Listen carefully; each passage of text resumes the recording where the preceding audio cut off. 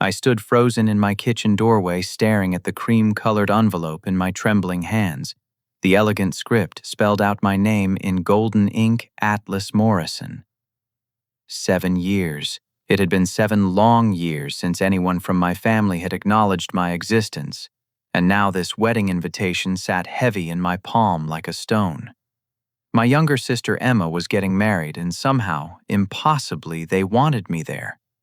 The morning sunlight streamed through our Denver home's large windows, illuminating the life I had built from nothing. Sarah hummed softly while scrambling eggs at the stove, her rounded belly showing our second child growing inside her. Lucy, our 5-year-old daughter, concentrated intensely on building a castle from colorful blocks on the hardwood floor.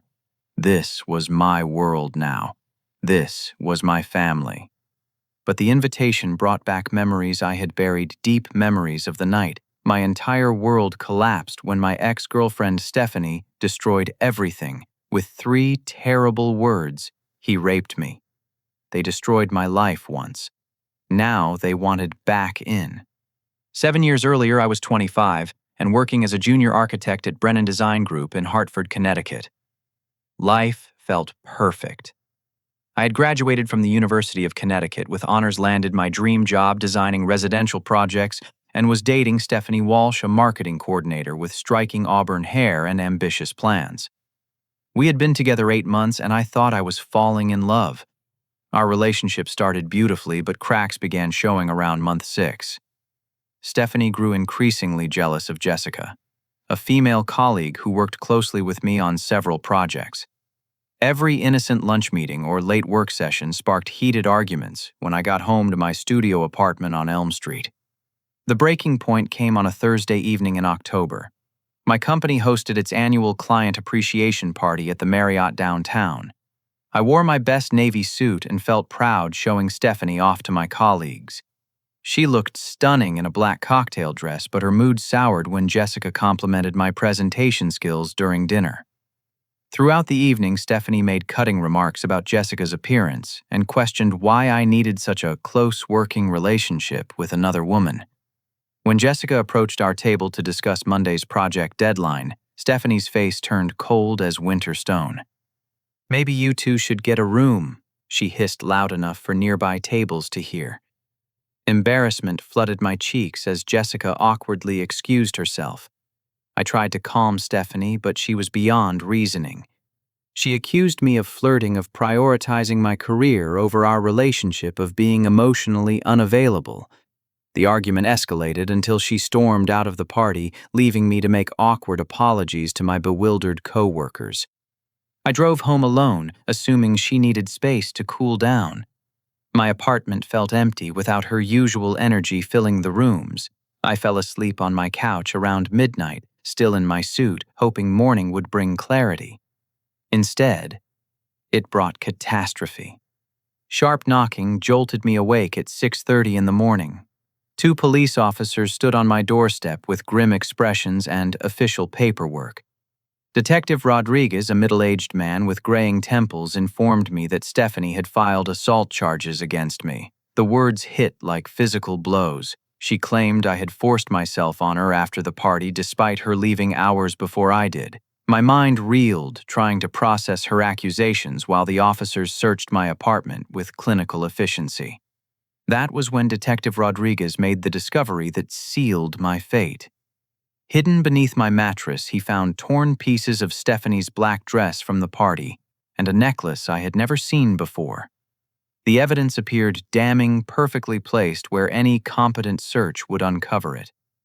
Ice filled my veins as I realized someone had planted these items while I was at work the previous day. Stephanie had a spare key. She had been in my apartment countless times.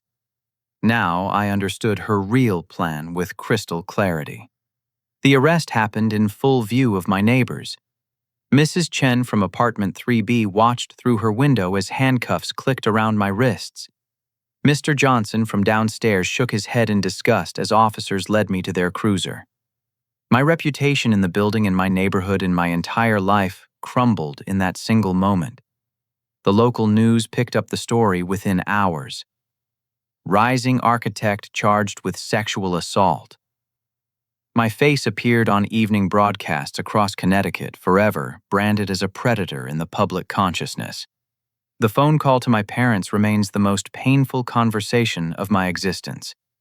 My father, Robert Morrison, answered on the second ring from their colonial home in Mystic, where I had grown up surrounded by love and support. His voice turned arctic when I explained my arrest. He did not ask for my side of the story. He did not question Stephanie's motives. Instead, he declared that no son of his would commit such an act, which meant I was no longer his son. My mother, Patricia, was worse. She sobbed uncontrollably, asking where she had failed as a parent. She wondered aloud if she had missed warning signs during my childhood. Her disappointment cut deeper than any blade. These were the people who had cheered at every Little League game, who had proudly displayed my architecture degree in their living room, who had welcomed Stephanie into our family with open arms during holidays and birthday celebrations. Emma. My 16-year-old sister blocked my phone number and removed every photo of us together from her social media accounts. We had been close despite our 9-year age gap. I had taught her to drive, helped with her algebra homework, and defended her against high school bullies. Now she pretended I had never existed. The court proceedings began 3 weeks later. Stephanie's family hired Whitman Pierce and Associates, the most expensive law firm in Hartford County. Her father, a successful real estate developer, spared no expense in prosecuting their case. Meanwhile, I struggled to afford Gerald Murphy, an overworked public defender, who juggled 30 other cases simultaneously. The contrast in legal representation became embarrassingly obvious during preliminary hearings. Stephanie played her role perfectly. She testified with tears streaming down her cheeks, describing fictional events in devastating detail. Her voice shook as she recounted how I had allegedly become aggressive after she rejected my advances following the party. She claimed I had torn her dress during the assault, explaining why pieces were found in my bedroom. Every word was calculated, every emotion performed with Academy Award precision. The prosecution painted me as a privileged young man who could not accept rejection. They suggested my successful career had created an entitlement complex that led to violence when my desires were thwarted. Character witnesses testified about Stephanie's volunteer work at local animal shelters and her involvement in church youth programs. She appeared to be an innocent victim, destroyed by a trusted boyfriend's betrayal. Then came the moment that shattered my soul completely. The prosecution called my own mother as a character witness for their side. Patricia Morrison took the witness stand wearing her Sunday best dress, her hands trembling as she placed them on the Bible. Through tears, she testified that while she had raised me with strong moral values, perhaps she had failed to recognize troubling signs in my behavior. She mentioned my competitive nature in sports, my determination to succeed academically, and wondered if these traits had manifested as aggression in relationships. I sat in that courtroom listening to my mother destroy me publicly while my father nodded approvingly from the gallery. My sister glared at me with pure hatred. My entire family had chosen to believe a manipulative woman over their own blood. The betrayal felt worse than the false accusations themselves. Only Marcus Thompson, my best friend since college, remained loyal. He attended every court session despite pressure from his own family to distance himself from the scandal. Marcus worked as a software engineer and understood logical thinking. He questioned inconsistencies in Stephanie's timeline and noticed details that did not align with her testimony. His unwavering support became my lifeline during the darkest period of my existence. The trial lasted 6 weeks. Gerald Murphy managed to highlight several contradictions in Stephanie's story, particularly regarding the timing of events and her ability to place evidence in my apartment. Security cameras at my office building proved I had worked late that Thursday, making her timeline impossible. DNA evidence on the torn dress revealed no traces of my skin or hair, suggesting the damage occurred elsewhere. The jury deliberated for 2 days before returning a not guilty verdict. Relief flooded through me, but victory felt hollow. Legal vindication could not repair the damage to my relationships or reputation. The whispers would follow me forever. Even those who believed in my innocence would always wonder if justice had truly been served or if I had simply escaped consequences through legal technicalities. My architecture firm released me the following Monday, citing negative publicity that affected client relationships. My landlord found reasons to terminate my lease early. Friends stopped returning calls. Dating became impossible when every woman could Google my name and find articles about sexual assault charges. My family maintained their silence, apparently deciding that a not guilty verdict was insufficient to restore their faith in my character. I had lost everything: my career, my home, my reputation, and most painfully, my family. At 25 years old, I was completely alone in the world, except for Marcus, and what remained of my rapidly depleting savings account after legal expenses consumed my life's work. Escape became my only option. I could not rebuild my life in Connecticut, where every face held judgment and every opportunity was poisoned by my past. Marcus helped me load my remaining possessions into a rented truck on a cold December morning. I drove west for 3 days, stopping only for gas and restless sleep at roadside motels. Colorado called to me with promises of anonymity and fresh starts among the Rocky Mountains.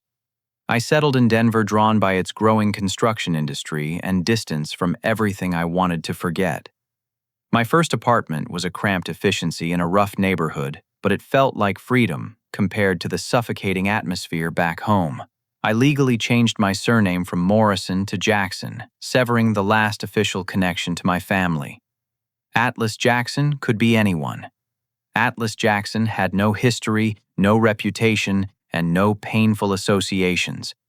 Physical labor became my salvation. I found work with Rodriguez Construction, a small company that specialized in residential remodeling. The owner, Carlos Rodriguez, asked few questions about my background and paid fair wages for honest work. My hands, once soft from office life, developed calluses from wielding hammers and operating power tools. My back ached from carrying lumber and mixing concrete, but the exhaustion felt cleansing. Each day of hard work pushed darker memories further away. Evening hours were dedicated to studying for my contractor's license through online courses. My architecture background provided valuable knowledge about building codes, structural engineering, and project management. Within 18 months, I had earned my license and started taking on small independent projects while continuing to work for Carlos during the day. Everything changed when I met Sarah Bennett. I was renovating a kitchen in Cherry Hills Village, an upscale neighborhood south of Denver, when she arrived at the neighboring house. She worked as a pediatric nurse at Denver Children's Hospital and had just purchased her first home. Sarah possessed a gentle smile that immediately put people at ease, combined with an inner strength that came from dealing with life and death situations in her profession. Our first conversation happened over the fence separating our work sites.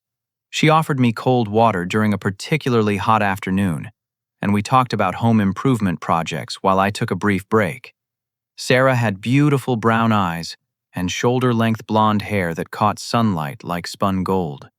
More importantly, she listened without judgment when I mentioned being new to Colorado and starting over after difficult times back east. We began meeting for coffee on weekends, then graduated to dinner dates and long walks through Washington Park. Sarah's honesty and compassion slowly broke down walls I had built around my heart. After 3 months of dating, I knew I had to tell her about my past. The conversation terrified me more than facing any jury. We sat on her porch on a warm spring evening, watching thunderclouds gather over the mountains. I started with my childhood in Connecticut, my career dreams, and meeting Stephanie. Sarah's expression grew serious as I described the false accusations, the trial, and my family's abandonment. I braced for her to make excuses about needing space or having second thoughts about our relationship. Instead, Sarah reached across the space between our chairs and took my hand. She looked directly into my eyes and said she believed me completely. She had seen enough trauma in her work to recognize truth when she heard it. More importantly, she knew my character through our time together. The man she cared about could never commit such acts. Her faith in me rebuilt something I thought was permanently broken. 1 year later, just as Sarah and I were discussing moving in together, Detective Raymond Phillips contacted me with information that changed everything. He was a retired police investigator who now worked as a private detective, hired by the family of David Brennan to investigate his case. 3 years before my ordeal with Stephanie, David had faced identical accusations from the same woman. The pattern was unmistakable. Detective Phillips showed me police reports, court documents, and witness testimony from David's case. Stephanie had used nearly identical tactics, planting evidence detailed but impossible timelines, emotional testimony designed to manipulate juries. David's case had also ended in acquittal, but his life was equally destroyed.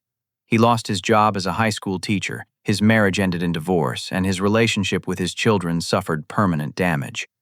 Phillips had discovered 2 additional cases in other states where women matching Stephanie's description had made similar accusations against men who rejected their advances or threatened their control. The evidence suggested a pattern of predatory behavior spanning at least 5 years. Stephanie Walsh was not a victim. She was a serial false accuser who destroyed lives for personal gratification or revenge. The revelation filled me with validation, but also rage.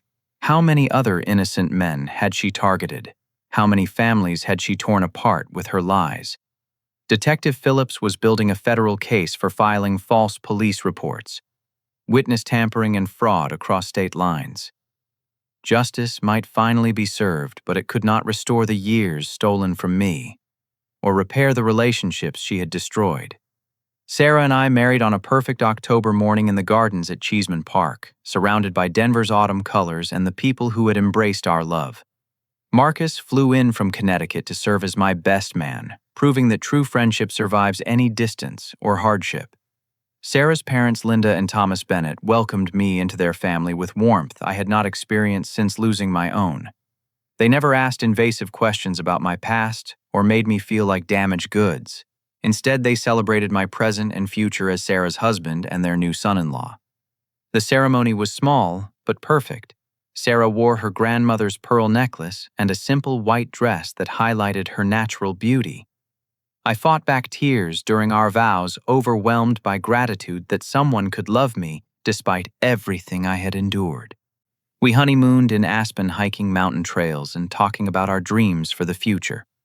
6 months after our wedding, Sarah surprised me with incredible news. She was pregnant.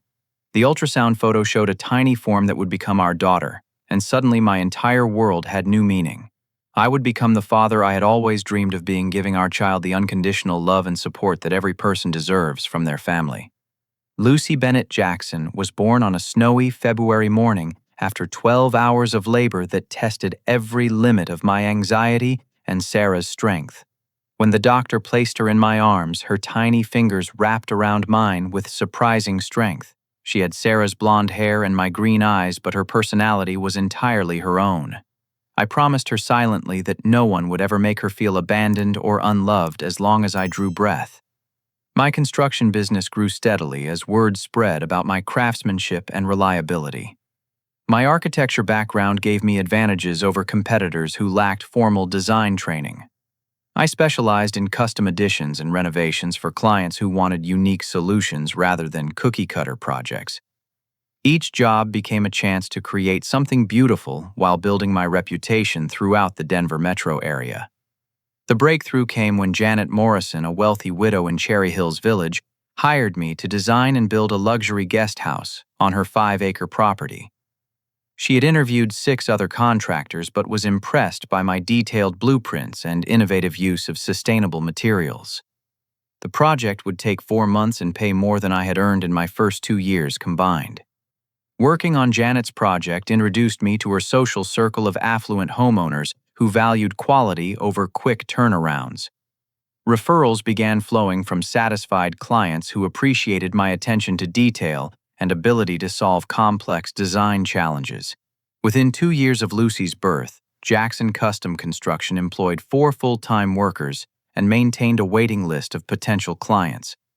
The phone call that changed everything came on a Tuesday morning while I was reviewing blueprints for a mountain cabin project. Helen Crawford, FI, a real estate developer, wanted to discuss a major opportunity. She had purchased 50 acres in the foothills west of Denver and planned to build an exclusive community of luxury mountain homes. The development would feature 12 custom residences ranging from 4,000 to 8,000 square feet, each designed to maximize views while maintaining privacy. Helen had researched my previous work and was impressed by my ability to blend modern amenities with natural surroundings. She offered me the contract to design and build all 12 homes with a total value of $12 million spread over 3 years. The scope was enormous, requiring me to hire additional crews and subcontractors, but the profit margins would set my family's financial future for generations. I called Sarah immediately after accepting the contract. She cried with joy over the phone, knowing this success represented complete vindication of my decision to start over in Colorado. That evening, we celebrated with champagne while Lucy played with her toys, oblivious to how this opportunity would transform our lives. 3 years later, as the final home in Helen's development neared completion, I realized I had achieved something remarkable. Jackson Custom Construction was now worth more than my father's accounting firm had ever been. Our personal net worth exceeded $2 million, built through determination skill and the unwavering support of people who believed in my potential. Sarah had been promoted to head nurse at Denver Children's Hospital, managing a team of 23 healthcare professionals. Our marriage grew stronger with each challenge we overcame together. We purchased a beautiful home in Greenwood Village where I designed and built extensive custom additions. The property featured a 3-car garage for my truck and Sarah's sedan, plus a workshop where I crafted furniture and toys for Lucy. Our backyard included a vegetable garden, a playset I had constructed from cedar lumber and mountain views that reminded me daily how far I had traveled from my lowest moments. Lucy thrived in this environment of love and stability. At 4 years old, she was curious, confident, and completely secure in her parents' devotion. She knew nothing about my past traumas or the family that had rejected me. Her grandparents were Linda and Thomas Bennett, who spoiled her with attention and adventures. Her uncle was Marcus, who visited regularly and taught her card games with infinite patience. This was her normal, and it was beautiful. 2 weeks had passed since Emma's wedding invitation arrived, and I still had not decided how to respond. The envelope sat on my desk in my home office, a constant reminder of decisions I was not ready to make. Sarah understood my conflicted emotions and gave me space to process feelings I had buried for years. We agreed that any reunion with my biological family would happen on my terms, in my time according to my conditions. I was in our backyard on a Saturday morning building an elaborate tree house for Lucy's 5th birthday next month. The platform was already in place 15 feet up our massive oak tree, and I was installing railings that would keep her safe during her adventures.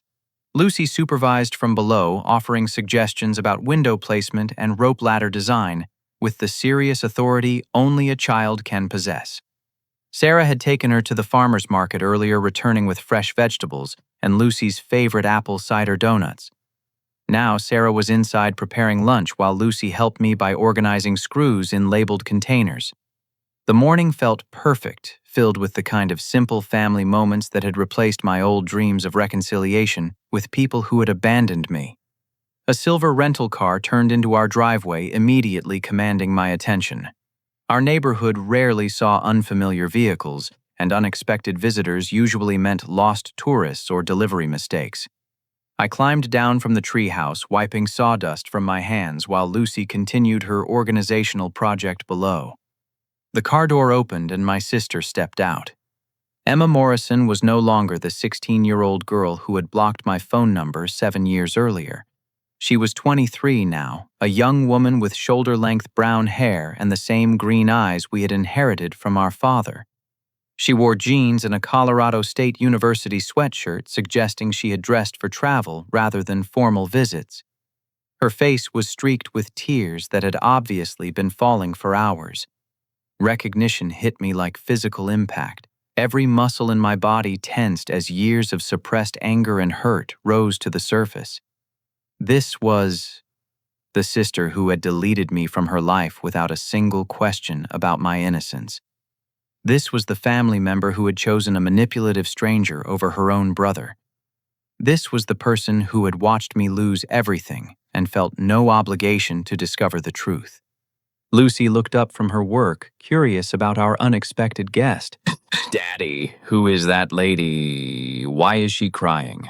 I struggled to find words that would not confuse my daughter while processing my own emotional chaos. Emma stood frozen beside her rental car, apparently as unprepared for this moment as I was. Sarah appeared in our kitchen window, drawn by Lucy's questions, and I saw her reach for her phone. My wife was protective of our family's peace and would call the police if necessary. Emma finally found her voice. Atlas, I know you probably do not want to see me. I know I have no right to be here. But I had to come. I had to tell you how sorry I am. I had to tell you the truth about what really happened. Her words carried genuine anguish that I had never heard during our childhood arguments or teenage disagreements.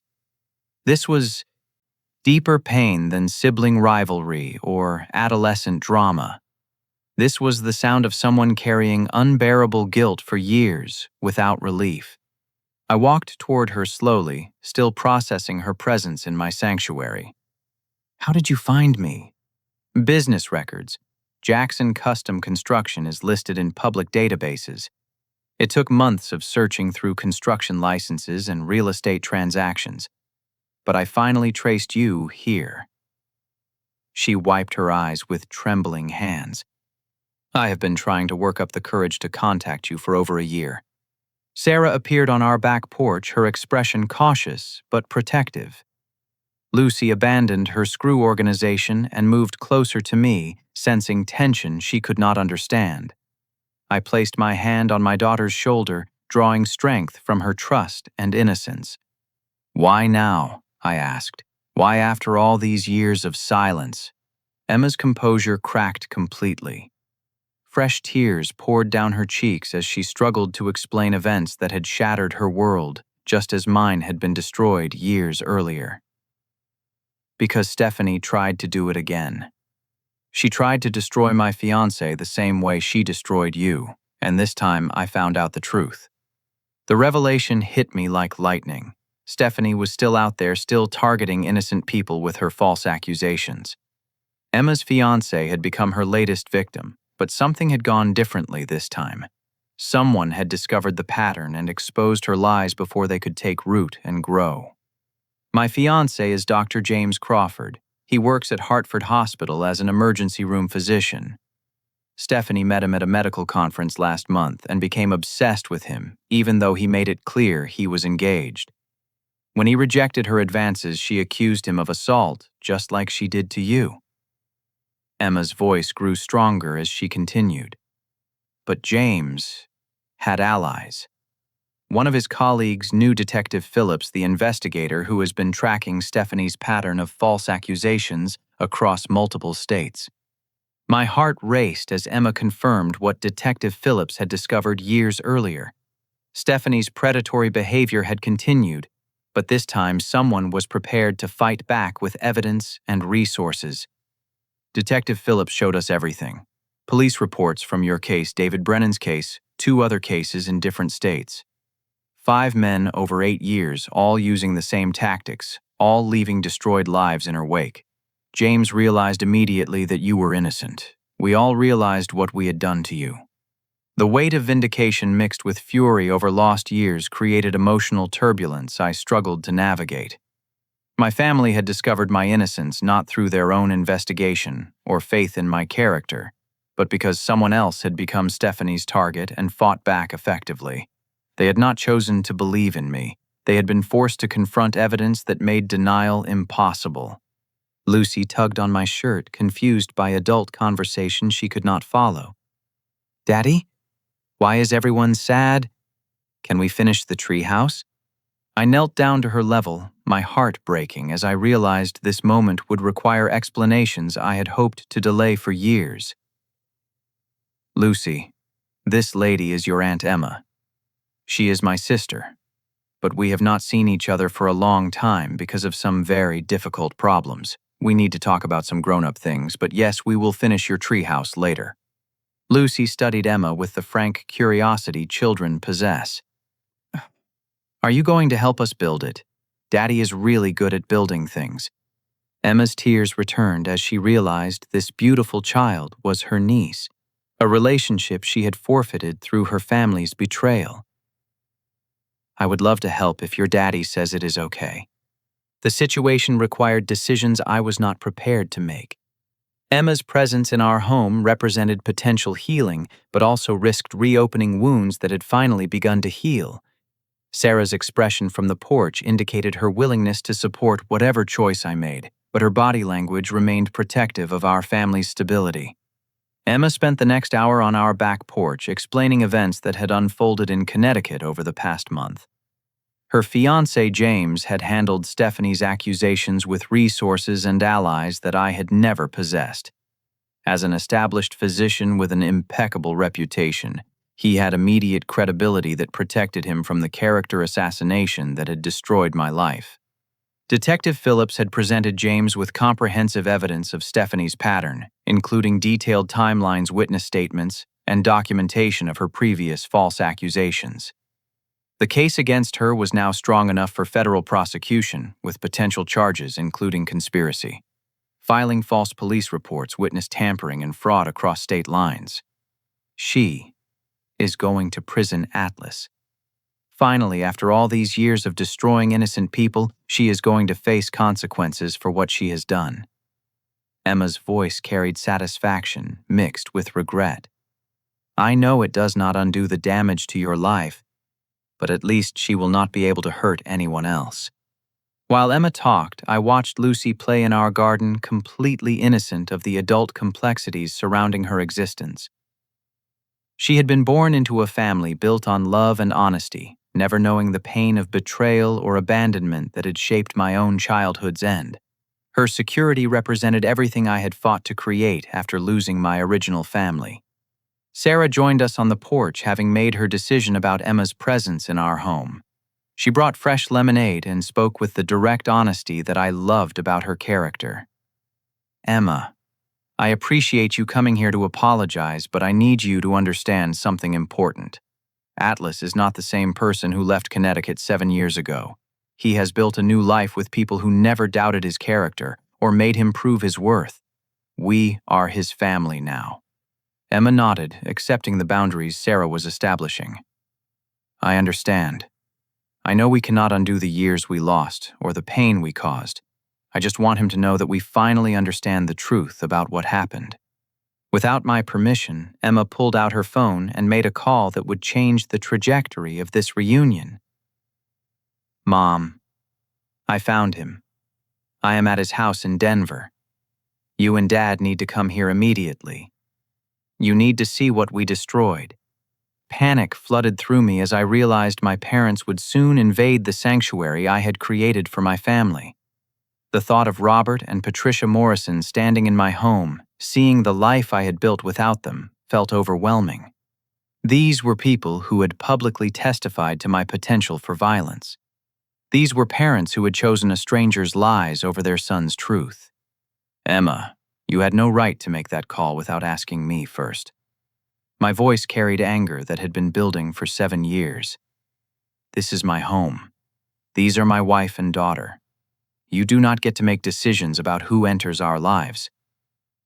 Sarah placed her hand on my arm, offering support while maintaining her protective stance regarding our family's well-being.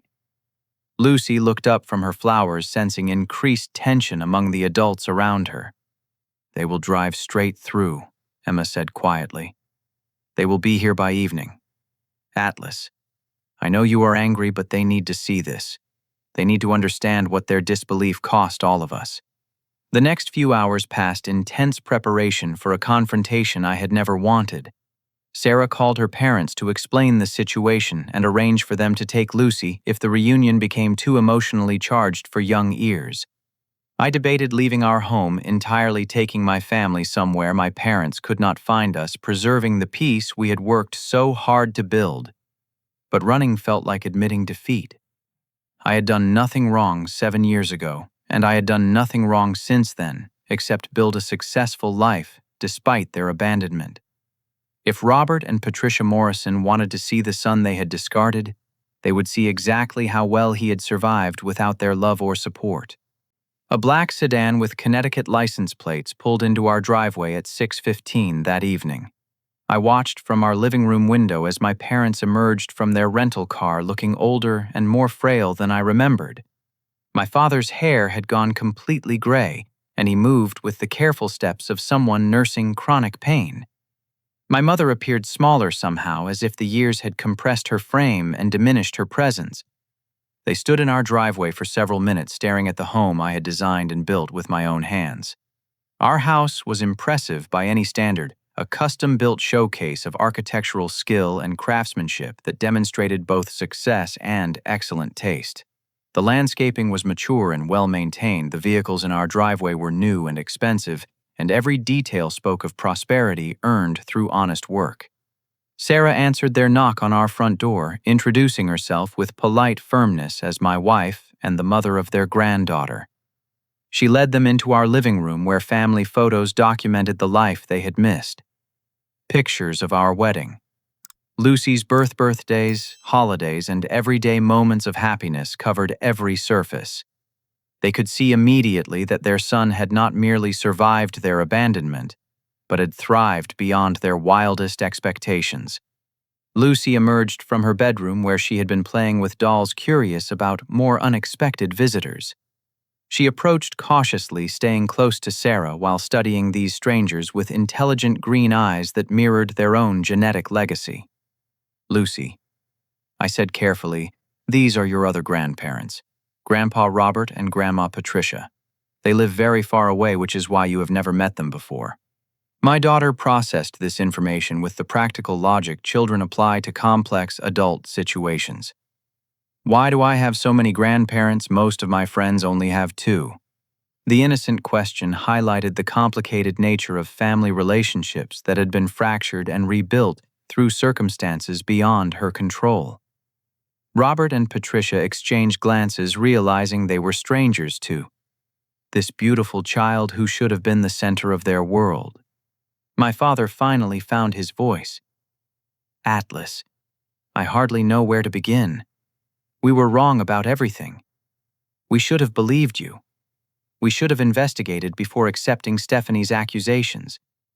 We should have been your family instead of abandoning you when you needed us most." His apology felt inadequate after years of silence and the pain they had caused. These people had publicly testified to my potential for violence in a court of law. They had chosen the word of a manipulative stranger over their own son's character. Their disbelief had cost me everything I had worked to build in my young life. My mother approached more tentatively, her eyes fixed on Lucy with desperate longing. "She is beautiful, Atlas. She looks just like you did at that age. I cannot believe we have missed her entire life."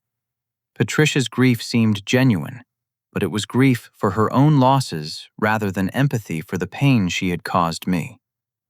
She mourned the grandmother experience she had forfeited through her choices, not the son she had abandoned in his darkest hour. "You did not miss her life," I replied with controlled anger. "You chose not to be part of it. There is a significant difference between missing someone and abandoning them." Sarah moved protectively closer to Lucy and me, her body language making clear that she would not allow anyone to hurt her family. "Mr. and Mrs. Morrison, I think you need to understand something important. When Atlas and I met, he was broken in ways that took years to heal. Your abandonment affected him far more than Stephanie's lies ever did. She destroyed his reputation, but you destroyed his faith in unconditional love." The harsh truth in Sarah's words visibly affected my parents. They had imagined their rejection as disappointed response to perceived betrayal, not recognizing it as the cruelest blow in a series of devastating attacks on their son's character and future. Emma sat quietly in our living room, witnessing the confrontation she had orchestrated by bringing our parents to Denver. Her guilt was evident, but so was her determination to force our family toward some form of reconciliation or closure. I reached into my desk drawer and pulled out legal documents that Detective Phillips had sent me months earlier. The evidence against Stephanie was comprehensive and damning, proving her pattern of false accusations across multiple states and victims. I handed the papers to my father, watching his expression change as he read testimony from David Brennan's case that paralleled my own experience exactly. Detective Phillips built an ironclad case against her, I explained. She will face federal charges for what she did to me, David James, and 2 other men whose lives she destroyed. Justice will finally be served, but it took 8 years and 5 victims before anyone was prepared to stop her. My father studied the documents with the analytical skills that had made him a successful accountant. His face grew pale as he realized the sophistication of Stephanie's deception and the overwhelming evidence of my innocence that had been available for years if anyone had cared enough to investigate. "We could have discovered this," he said quietly. "If we had hired our own investigator instead of believing the prosecution's narrative, we could have found David's case and seen the pattern." "Yes," I agreed. "But you chose to believe the worst about your own son instead of fighting for the truth. That choice revealed who you really were when tested by adversity." Lucy had grown restless during the adult conversation and approached my mother with the fearless curiosity of childhood. "Grandma Patricia, do you want to see my room? Daddy built all my furniture himself, and I have a really big dollhouse." My mother's face crumpled as she realized this child was offering the acceptance and love that she had forfeited through her own actions. "I would love to see your room, sweetheart." As Lucy led Patricia down the hallway, chattering about her toys and decorations, I was struck by the cruel irony of the moment. My daughter possessed the unconditional love and trust that my parents had failed to show me during my greatest crisis. She welcomed strangers into her world with open heart, while they had slammed doors in my face when I needed them most. The evening that followed tested every boundary I had established around my emotional well-being. My parents toured our home with expressions of amazement and regret, seeing clear evidence of the success they had missed and the grandchild they had never known. Lucy, oblivious to adult complexities, delighted in showing off her treehouse plans and explaining her father's various construction projects around our property. Sarah maintained protective watch over our family's emotional safety while allowing my parents to witness the life we had built. Her strength during this difficult reunion reminded me why I had fallen in love with her compassionate yet fierce nature. She would support my decisions while ensuring our daughter remained insulated from any psychological harm. Around 8 o'clock, after Lucy had been read her bedtime story and tucked into her custom-built bed, the adults gathered in our living room for the conversations that would determine our future relationships. The weight of 7 years of silence and hurt hung heavy in the air between us. "I need you to understand something." I began, my voice steady despite the emotional turbulence inside me. "When you abandoned me 7 years ago, you did not just reject a son you thought had committed a terrible crime. You rejected a son who was begging you to believe in his innocence. You chose the word of someone you had known for 8 months over the character of someone you had raised for 25 years. My mother dabbed her eyes with a tissue, finally grasping the magnitude of their betrayal. We were scared and confused. Stephanie was so convincing and the evidence seemed overwhelming. We thought we were doing the right thing by supporting what we believed was a victim of assault. "But you never investigated," Sarah interjected. "You never hired your own lawyer to examine the evidence independently. You never questioned inconsistencies in her story or wondered why someone who supposedly feared Atlas would have a spare key to plant evidence in his apartment. You made emotional decisions based on fear rather than logical decisions based on facts." The room fell silent as my parents confronted the reality of their failures as parents and supporters. They had reacted with panic instead of wisdom, choosing the path that felt socially acceptable rather than the path that required courage and faith in their son's character. Emma finally spoke, her voice heavy with years of suppressed guilt. "I was 16 and terrified. I followed your lead because I did not know how to process such serious accusations. But I have regretted blocking Atlas from my life every single day since then. I know I was young, but I should have been braver. I should have asked more questions." Her honesty carried more impact than our parents' apologies because it acknowledged personal responsibility rather than making excuses based on circumstances. Emma had chosen to investigate the truth when her fiancé became Stephanie's target, demonstrating the courage she had lacked during my crisis. I walked to our mantelpiece and retrieved a photograph from Lucy's second birthday party. Sarah's parents, Linda and Thomas Bennett, were shown celebrating with our daughter, their faces glowing with grandparent joy and pride. Marcus was there too, having flown in from Connecticut to maintain his role as honorary uncle in Lucy's life. "This is Lucy's family," I said, showing them the picture. "These are the people who were there when she took her first steps, spoke her first words, and celebrated every milestone of her young life. These are the people who believed in me when I was broken and helped me rebuild into the man I am today." I set down that photo and picked up another one from our wedding day. These are the people who celebrated when I found love again and supported our marriage when Sarah took my name despite my complicated past. These are the people who earned the right to be called family through their actions, not their genetics. The comparison was intentional and painful. My biological family had forfeited their roles through abandonment, while my chosen family had earned their positions through loyalty and love during difficult times. "We want to be part of your lives again," my father said desperately. "We want to know our granddaughter and support your family however we can.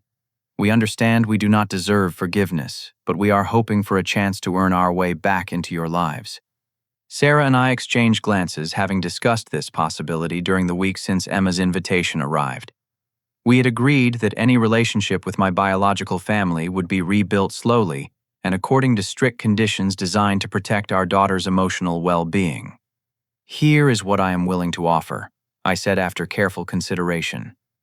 "Supervised visits where you can begin to know Lucy, but only if you can respect the boundaries Sarah and I establish for our family. You do not get to make demands or express opinions about how we raise our daughter. You do not get to share your version of family history with her until she is old enough to understand complex adult mistakes." I paused, making sure they understood the non-negotiable nature of these terms. "Most importantly, you need to understand that Sarah's parents are Lucy's primary grandparents. You are strangers who happen to share her DNA, and relationships with her will be earned through consistent, positive interactions over time." As for Emma's wedding invitation, I made a decision that prioritized my family's peace over social expectations or family obligations. "I will not attend your wedding, Emma. That event represents the family that rejected me when I needed them most. I wish you happiness with James, and I am grateful he had the resources to expose Stephanie's lies, but I will not pretend that 7 years of abandonment can be erased with a single invitation." Emma nodded, accepting my decision with grace. "I understand. I hoped you might change your mind, but I respect your choice. Would you be willing to meet James sometime? He feels terrible about what his situation revealed about our family's failures." "Perhaps," I replied. "But any future relationships will develop naturally or not at all. I will not force connections that feel artificial or obligatory." The conversation continued past midnight, establishing ground rules for potential future contact and addressing years of unspoken hurt on all sides. My parents would return to Connecticut with permission to call once per week and visit Denver twice per year under conditions that prioritized our family's comfort and stability. Detective Phillips's case against Stephanie proceeded to federal court, where she ultimately pleaded guilty to multiple felony charges in exchange for a 12-year prison sentence. Justice had finally been served not through my efforts, but through the determination of other victims who had resources to fight back effectively. The final surprise of this emotional reunion came when Sarah announced her pregnancy to my parents. Our second child was due in 6 months, meaning they would miss another grandchild's birth and early development.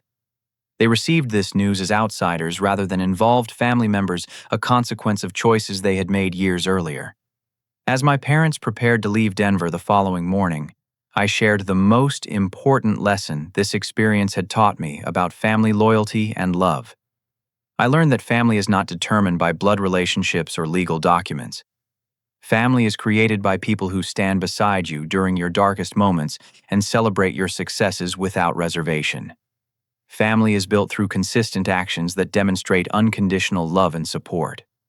Lucy played in our garden while we said goodbye, comfortable with these new acquaintances but clearly preferring the familiar presence of her parents and regular grandparents.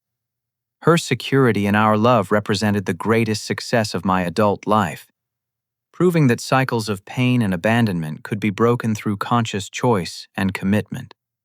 The people who abandoned me ultimately led me to the people who would never let me down, I continued. Sarah Lucy, Marcus. Linda Thomas and the community we have built here in Colorado represent my real family. They earned those relationships through loyalty during difficult times, not through accidents of birth or marriage. My parents drove away with invitations to participate in our lives under carefully controlled conditions, but also with clear understanding that their roles would be limited by the trust they had broken and the years they had lost. Emma would stay in touch through regular phone calls and occasional visits, having shown courage in confronting family failures and seeking truth. 6 months later, Sarah gave birth to our son, William Atlas Jackson. My parents learned about his birth through a photo text message rather than a phone call from the delivery room. The contrast illustrated how far outside our inner circle they remained, despite their apologetic words and promises of changed behavior. Marcus flew in for William's birth, maintaining his role as chosen family and honorary uncle to our children.